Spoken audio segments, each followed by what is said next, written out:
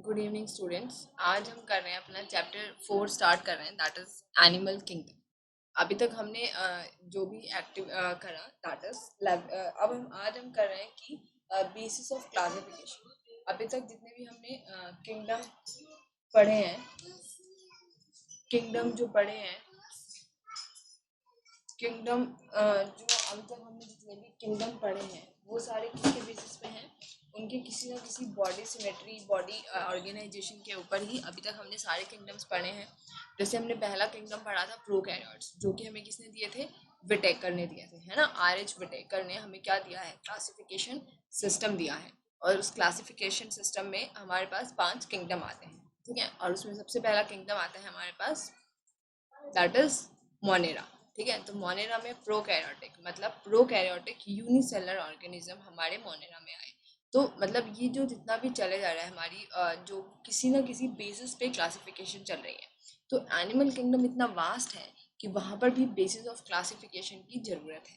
तो यहाँ पर ज़्यादातर जो एनिमल किंगडम में आते हैं वो होते तो मल्टी सेलुलर ही हैं, ठीक है। They all are multi cellular, क्योंकि हम जब हमने फंगी के अंदर एंटर किया था, मतलब when we go from come from the Monera, Monera से फिर हम प्रोटेस्ट, फिर हम प्रोटेस्ट से फंगी पे आए थे। तो हमने जब फंगी के अंदर एंटर किया तो हमने कहाँ पे एंटर किया? मल्टी सेलुलैरिटी पे। एक ईस्ट को छोड़ के ऑलमोस्ट जितनी भी फंगी होती हैं वो सारी मल्टी सेलुलर होती हैं। तो हमने वहाँ पर एंटर किया, ठीक है। फिर हमने जब प्लांट में एंटर किया तो प्लांट में हमने ऑटोट्रॉफ्स में एंटर किया, ठीक है। Those are multi cellular also, but they are phototroph, ठीक है। अब एनिमल किंगडम में हम एंटर करते हैं तो ये हेटरोट्रॉफ मल्टी सेलुलर ऑर्गेनिज्म है, ठीक है। तो ये जो हेटरोट्रॉफ मल्टी सेलुलर ऑर्गेनिज्म है इनमें इतना ज़्यादा डाइवर्सिटी है as compare to plant also. जो एनिमल किंगडम है, जो एनिमल का जो डाइवर्सिटी है हमारे अर्थ पे, वो 70% से ज़्यादा है। 70% से मतलब जैसे टोटल जो हमारी डाइवर्सिटी है पूरी अर्थ पे, क्या है? हमारे प्लांट भी प्रेजेंट हैं, एनिमल भी प्रेजेंट है। तो जो एनिमल जो कंट्रीब्यूशन करता है, अगर 100 हमारे पास स्पीशीज है प्लांट एनिमल की, अगर मान लो, ठीक है, तो उसमें से जो 70%, 70 या 70 से ज़्यादा एनिमल ही हैं। तो एनिमल किंगडम की आप देख सकते हैं डाइवर्सिटी कितनी ज़्यादा है। प्लांट तो सिर्फ 22% number of species he present होंगी। यहाँ स्पीशीज की बात हो रही है, ठीक है। स्पीशीज की जो स्पीशीज हैं वो एनिमल किंगडम में बहुत ज़्यादा है, बहुत, मतलब कहने को हम क्या कह सकते हैं इसको? डाइवर्सिटी, डाइवर्सिटी जो है वो बहुत ज़्यादा है एनिमल किंगडम में। तो उसी के लिए, उसको ईजी करने के लिए हमने क्या किया? उनकी जो बॉडी ऑर्गेनाइजेशन है उसको बेसिस बना लिया हमने क्लासिफिकेशन करने का, कि हमने कुछ ऐसे इसमें फाइलम बनाए एनिमल किंगडम के। फाइलम के बाद क्लास, क्लास के बाद फैमिली, ऑर्डर। तो इस तरह से अरेंज किया उसकी ऑर्गेनाइजेशन के ऊपर, ठीक है। सबसे पहले हम बात करेंगे सेल की, ठीक है। सेल के बेसिस पे क्या हुआ? सबसे पहले आता है that is cellular level of organisation. Cellular level का मतलब कि रहेंगे तो मल्टी सेलुलर, ऐसा नहीं है कि वो हो जाएंगे, रहेंगे वो मल्टी सेलुलर, लेकिन हमारे पास क्या रहेगा? ये जितने भी सेल हैं आपस में इकट्ठे रहेंगे, जैसे एक स्पंज होता है, ये स्पंज है, ठीक है। ये यहाँ बेस पे लगा हुआ है। तो जो ये स्पंज है इसके अंदर ये सारे सेल हैं और ये सारे लूजली एग्रीगेटेड हैं, और ये सारे ऑलमोस्ट एक ही सारे के सारे सेल सेम फंक्शन करते हैं, इसीलिए हम इनको सेलुलर ऑर्गेनाइजेशन कहते हैं, ठीक है। मतलब कोई स्पेसिफाई फंक्शन नहीं पकड़ा रखा कि भाई तुम जो टॉप वाले हो तुम ये करो, नीचे वाले हो ये करो, नहीं, ठीक है। Some division of labour activities occur in some among the cells such as sponge. थोड़ा बहुत एक्टिविटी का जो डिवीजन होता है, लेबर होता है, लेकिन मोस्टली वो एग्रीगेटेड ही रहते हैं एक साथ, ठीक है। फिर आता है टिश्यू लेवल ऑफ ऑर्गेनाइजेशन। फिर आता है हमारे पास the cell perform the same same function, जो ऑर्गेनिज्म में सेम फंक्शन परफॉर्म होता है ना। फिर हम उनको कहाँ लेके जाते हैं? वो हमारे उसमें आ जाते हैं, किसमें? टिश्यू लेवल में आ जाते हैं, ठीक है। उसमें किसमें जाते हैं? They are tissue level. तो जो सबसे लोवेस्ट लेवल है वो क्या है हमारा? Cellular level. फिर जो टिश्यू लेवल पे क्या होता है कि जो कुछ सेल है, जैसे इतना इतना जो एक ऑर्गेनिज्म है, जो टिश्यू और लेवल वाला ऑर्गेनाइजेशन है, वो हमें सीलन ट्रेड में देखने को मिलता है, सीलेंट्रेट में क्या होता है, फिर थोड़ा कॉम्प्लेक्स हो जाता है कि कुछ जो सेल है वो ये वाला परफॉर्म करेंगे फंक्शन, जैसे मान लो ये स्पन है, ये सीलेंट्रेट का एग्जाम्पल है, तो ये वाले सेल अलग फंक्शन करेंगे, ये वाले सेल अलग। तो टिश्यू क्या होता है, tissue is a group of cell that perform the similar function, जो एक जैसे फंक्शन परफॉर्म करते हैं उनको टिश्यू बोलते हैं ना। तो इसमें बहुत सारे टिश्यू ऑर्गेनाइज होते हैं, मतलब टिश्यू एक साथ लगे होते हैं। फिर होता है ऑर्गन, जब बहुत सारे टिश्यू इकट्ठे होकर एक पर्टिकुलर ऑर्गन बना देते हैं, एक स्ट्रक्चर बना देते हैं, अ ग्रुप ऑफ टिश्यू। जैसे कि ऑर्गन है, जैसे हमारा स्टमक है, स्टमक के अंदर म्यूकस सेल हैं, ठीक है, म्यूकस सेल और ग्लैंडुलर सेल हैं, गॉबलेट सेल हैं, जो HCl प्रोड्यूस करते हैं वो सेल हैं, एपिथेलियल सेल हैं। तो ये सारे सेल मिलके अपना अपना टिश्यू भी बना रहे हैं, और ये टिश्यू मिलके क्या बना रहे हैं, एक स्टमक बना रहे हैं, ठीक है। तो वो ऑर्गन एक पर्टिकुलर फंक्शन करेगा, वो ऑर्गन क्या करेगा, एक पर्टिकुलर फंक्शन। जैसे कि प्लैटीहेल्मिन्थ्स पे आगे थोड़ा थोड़ा स्पेशलाइजेशन होने लग जाता है, और जो दूसरे फाइला हैं उनमें भी वेर ईच स्पेशलाइज्ड, जहाँ जहाँ पर जो ऑर्गन है वो स्पेशलाइज हो जाता है, ठीक है। फिर आते हैं ऑर्गन से ऑर्गन सिस्टम।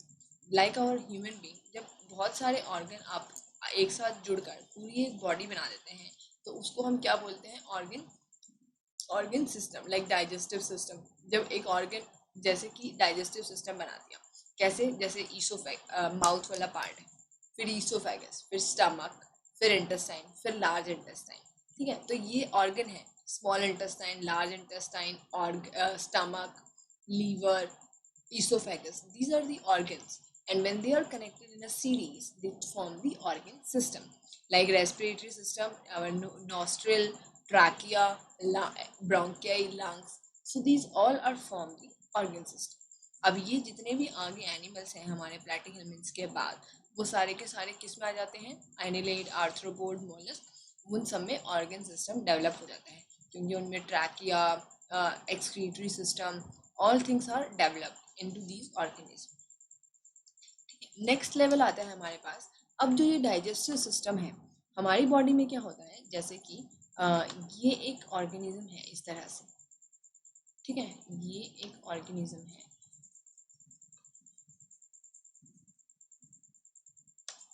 Like the प्लैटीहेल्मिन्थ्स। हमने प्लैटीहेल्मिन्थ्स का एग्जांपल ले लिया, मान लो इसके यहाँ पर इसके एंड पे एक ओपनिंग है, जो इसके बॉडी के अंदर, अब ये जो ओपनिंग है, ये वाली ओपनिंग, यही इसका माउथ का काम कर रही है, और यही इसके एनस का काम कर रही है, मतलब यहीं से इंजेक्शन होती है और यहीं से एक्सक्रीशन होती है।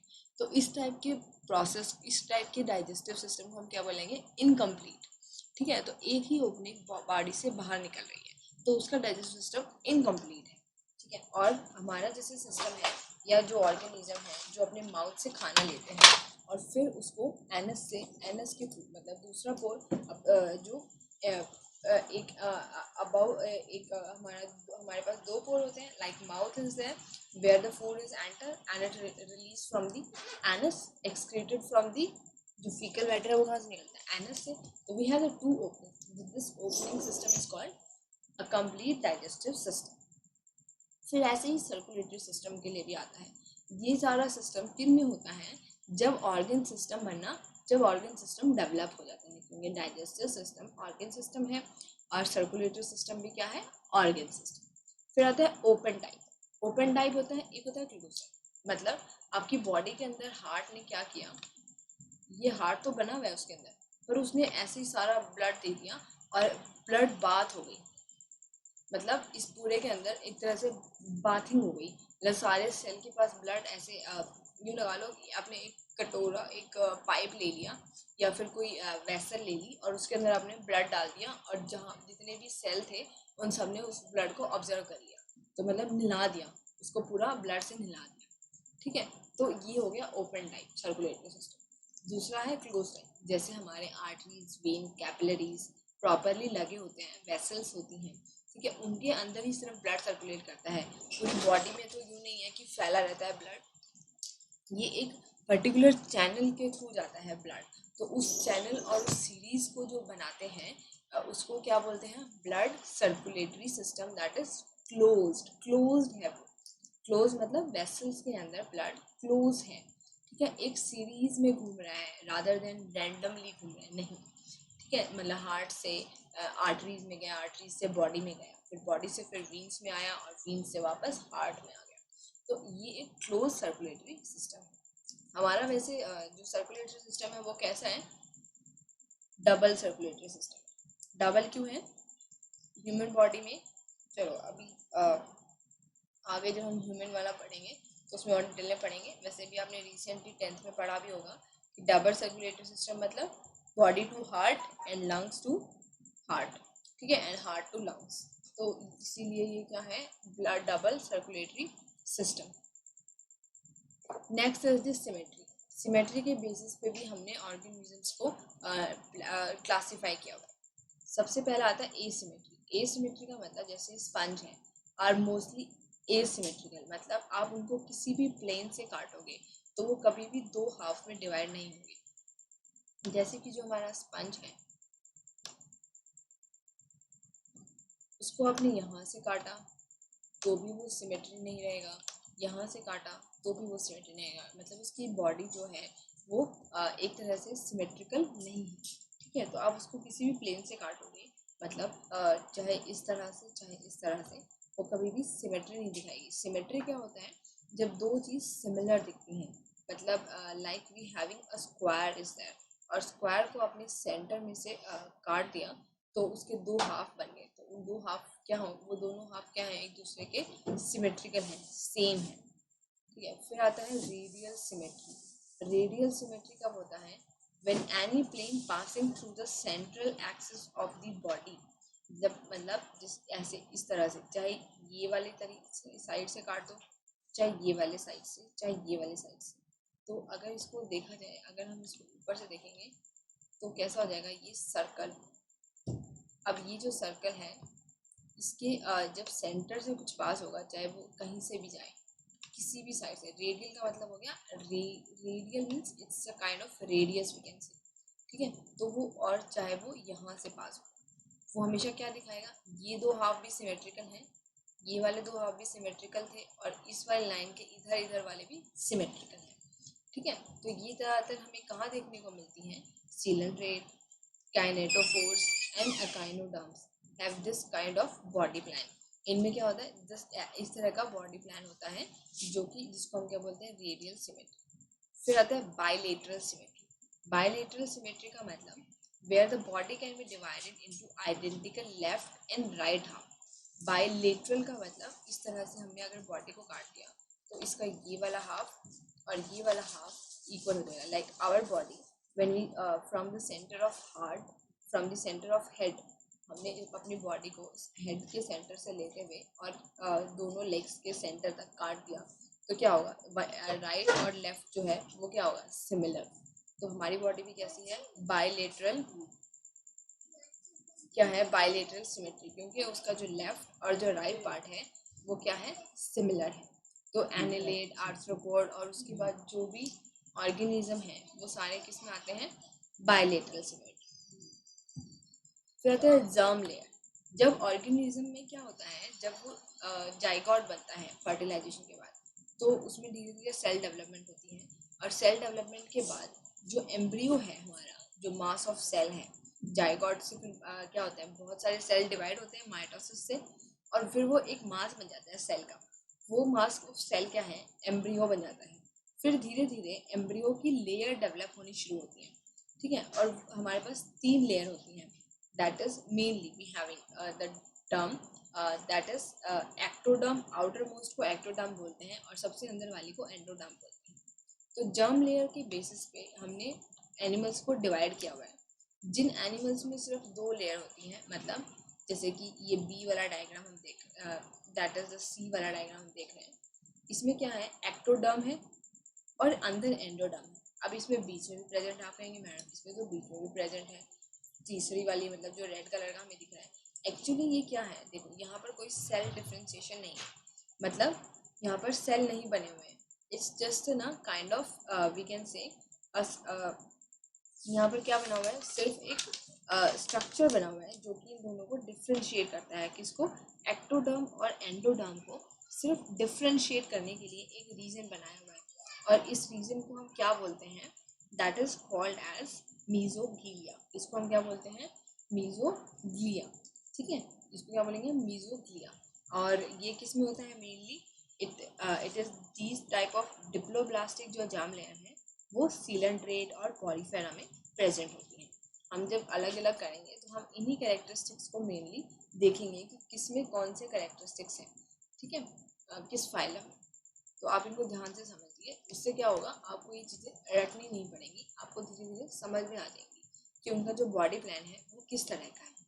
ठीक है, those animal in which developing embryo has third germinal layer, जिसमें 3 जर्मिनल लेयर होती हैं, उसको हम बोलते हैं ट्रिप्लोब्लास्ट। आगे जाके यही सेल जो है अलग अलग ऑर्गन बनाते हैं, इन्हीं से आगे आगे डेवलपमेंट होती है। ठीक है, वो भी हम जब हम एनिमल किंगडम के बाद सेकेंड यूनिट में आएंगे तो वहाँ पर हम देखेंगे कि कैसे एनिमल में डेवलपमेंट होती है। ठीक है, इनके बारे में भी और डिटेल में पढ़ना है।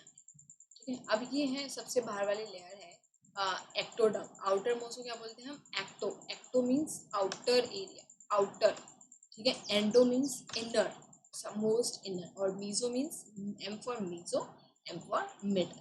ठीक है, तो मीजोडर्म, ये देखो यहाँ पर क्या है, ये सेल बने हुए हैं यहाँ पर। यहाँ वैसे ही कोई स्ट्रक्चर नहीं प्रेजेंट है, यहाँ पर प्रॉपर क्या बना हुआ है? सेल बने हुए हैं। तो इसको हम क्या बोलेंगे? It's a mesoderm. Derm is the layer. Derms का मतलब क्या होता है? It's a layer of the cell.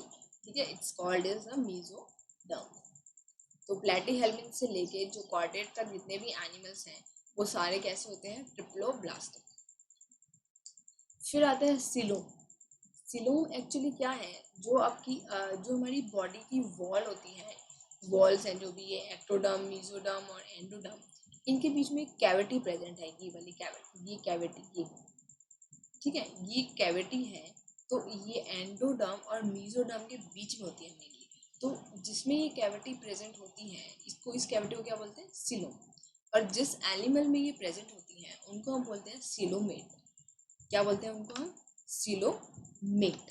ठीक है, तो एनिमल पोजेसिंग दिस सिलोम इस, जैसे एनेलिड, मॉलस्क, आर्थ्रोपोड, अकाइनोडर्म, क्योंकि हमारी बॉडी में भी सिलोम प्रेजेंट है जहाँ पे हमारे सारे ऑर्गन प्रॉपरली प्रेजेंट है। ठीक है, तो फिर धीरे धीरे ये सब जो, ये जो सिलोम और ये जो डेवलपमेंट होती है मेनली, ये जब एम्ब्रियो से हमारा फीटस बन रहा होता है उस टाइम पर ये मेनली डेवलपमेंट होती है। ठीक है, फिर आते हैं सूडोसिलोमेट। अब जैसे यहाँ पर क्या है, देखो ये छोटे छोटे पाउच प्रेजेंट है। मतलब एग्जैक्टली हम ये नहीं कहेंगे कि पूरा पूरा सिलोम प्रेजेंट है, मतलब पूरा का पूरा जो गट है वो प्रेजेंट है। ठीक है, तो ये इन केस में हम कहते हैं कि मतलब झूठ बोलना। सूडो मतलब false, coelom, false coelom present है। तो बॉडी कैविटी में मीजोडर्म भी नहीं है। ठीक है, the mesoderm is present. Mesoderm देखो कैसे प्रेजेंट है, इसे तो पूरा लाइन किया हुआ है। जो सिलोम है ना हमारा, उसकी जो लाइनिंग होती है वो मीजोडर्म से बनी होती है। ठीक है, आपकी कैसे बनी होती है? मीजोडर्म लाइनिंग बनी होती है। और जैसे जो सूडोसिलोम होते हैं ना, उनमें वो मीजोडर्म इस तरह से प्रेजेंट है। देखो यहाँ सिलोम बना है, यहाँ पर, यहाँ पर, यहाँ पर, यहाँ पर। तो कोई मतलब प्रॉपरली मीजोडर्म तो है पर उसमें प्रॉपरली आपके गट को लाइन नहीं किया हुआ, पाउच में प्रेजेंट है। ठीक है, एक्टोडर्म और एंडोडर्म के बीच में ये वाली आपकी एक्टोडर्म है और ये वाली जो है आपकी एंडोडर्म है। इनके बीच वाले रीजन को हम बोलते हैं सिलोम रीजन। ठीक है, तो animal possessing them are called as pseudocoelomate, जैसे कि एस्केलमेंट्स। ठीक है, उसके बाद आता है एसिलोमेट, जिसमें जिनमें सिलोम प्रेजेंट ही नहीं है। देखो यहाँ पर क्या है, बंद है बिल्कुल। पहले एक्टोडर्म है, फिर एंडोडर्म है, और sorry, ectoderm, mesoderm and endoderm, बीच में कोई कैविटी नहीं है। एंडोडर्म और मीजोडर्म के बीच में कोई कैविटी नहीं है। अब एक सबसे पहली बात, जो ये एंडोडर्म के बीच वाला रीजन है, इसको आप कभी कंफ्यूज मत करिएगा किसके साथ? सिलोम के साथ या गट के साथ। ये कहाँ होता है हमारा? मीजोडर्म और एंडोडर्म के बीच वाला रीजन होता है। ठीक है, अब जैसे देखो यहाँ पर भी सिलोम है, ये मीजोडर्म लाइनिंग है, और इसकी दूसरी साइड भी मीजोडर्म लाइनिंग ही है। सिलोम हमेशा दोनों साइड से मीजोडर्म से ही लाइंड होता है। ठीक है, और यहाँ पर तो है ही नहीं, देखो मीजोडर्म बिल्कुल बंद है, सीधा एंडोडर्म के साथ फ्यूज हो गया। तो ये ऑर्गेनिज्म क्या है? एसिलोमेट। दीज आर कॉल्ड, जैसे कि प्लैटीहेल्मिन्थ्स और दूसरे, और प्लैटीहेल्मिन्थ्स होते हैं मेनली एसिलोमेट्स। अब आते हैं notochord. Notochord is mesodermally derived rod like structure. जो मीजोडर्म वाले सेल थे ना, अभी हमने 3 लेयर पढ़ी थी। मीजोडर्म से क्या होता है, डॉर्सल साइड जो है एम्ब्रियो के रॉड लाइक स्ट्रक्चर बनता है, जिसको हम नोटोकॉर्ड बोलते हैं। नोटोकॉर्ड के पीछे पीछे बहुत बड़ी क्लासिफिकेशन हमारी रहती है, जिसके बेसिस पे हम ऑर्गेनिजम्स को कॉर्डेट, जिनमें नोटोकॉर्ड हो और जिनमें नहीं हो उनको हम नॉन कॉर्डेट बोलते हैं। जैसे पॉरीफेरा टू अकाइनोडर्म्स, जितने भी ऑर्गेनिज्म हैं वो सारे नॉन कॉर्डेट्स हैं, और जो नोटोकॉर्ड जिनमें हैं उनको हम कॉर्डेट्स बोलते हैं। तो इसी के बेसिस पे मेनली हमारी बहुत क्लासिफिकेशन होती है। ठीक है, तो अब हम थोड़ा देखते हैं।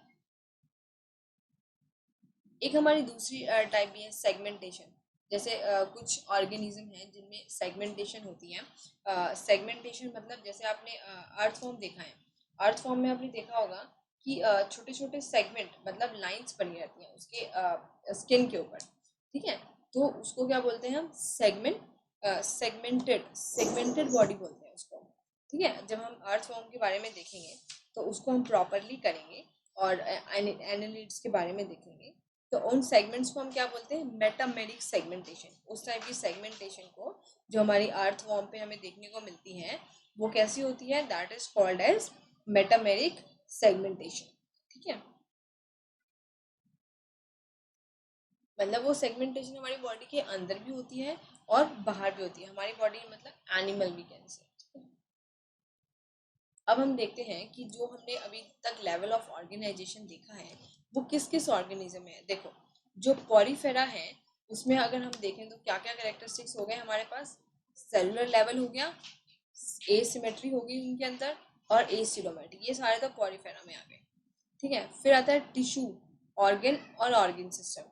ठीक है, फिर आता है रेडियल सिमेट्री, किस में होती है, सिलेंट्रेट में और किनेटोफोर में, और ये भी क्या होते हैं, एसिलोमेट। तो इसका मतलब यहाँ से लेके और यहाँ तक के ऑर्गेनिज्म क्या हो गए हमारे पास, एसिलोमेट। इनके पास सिलोम नहीं होता, मीजोडर्म और मीजोडर्म लाइनिंग के बीच में कैविटी नहीं होती है। ठीक है, और प्लाटी हेलमेंट्स भी किस में आते हैं हमारे पास, एसिलोमेट्स। ठीक है, प्लाट पॉरीफेरा से लेके पी टू पी किस में आता है हमारे पास, ये इसके फाइलम्स है। ठीक है, पी किस में आता है हमारे पास, एसिलोमेट। ठीक है, फिर आता है सूडोजिलोम, किस में होते हैं हमारे पास, एस्कैल एस्कैलमेंट्स। ठीक है, एस्कैलमेंट्स में होते हैं। और जो प्लेटीहेल्मिन से लेके कॉर्डेटा तक कैसी सिमेट्री होती है, बाइलेटरल, मतलब अगर हम उसको बीच में से काटेंगे तो लेफ्ट और राइट जो पार्ट है वो सिमिलर होगा। ठीक है, सो विद फॉल्स सीलोम। ठीक है, ट्रू सीलोम किसमें प्रेजेंट होता है, annelid, arthropoda, mollusc, echinoderm, hemichordata and chordata. ठीक है, और नोटोकॉर्ड किसमें प्रेजेंट होती है, नोटोकॉर्ड जिसमें प्रेजेंट होती है वो हमारा एक अलग से फाइलम है, दैट इज कॉर्डेटा। ये बाकी की सारी क्या हैं, these all are non-chordates, these all are non-chordates। ठीक है, तो this is all about the basis of the selection. तो आप इन टर्म्स को जो भी आपको नहीं समझ में आए, जो भी मतलब बेसिस ऑफ मतलब आपको अगर बीजोडर्म नहीं समझ में आया है या आपको सिमेट्री नहीं समझ में आई है कैसे है, तो यू कैन आस्क मी, क्योंकि अगर हम पूरे चैप्टर में इन्हीं टर्म्स को यूज़ करके इनके जनरल कैरेक्टरिस्टिक्स को पढ़ने वाले हैं। Thank you.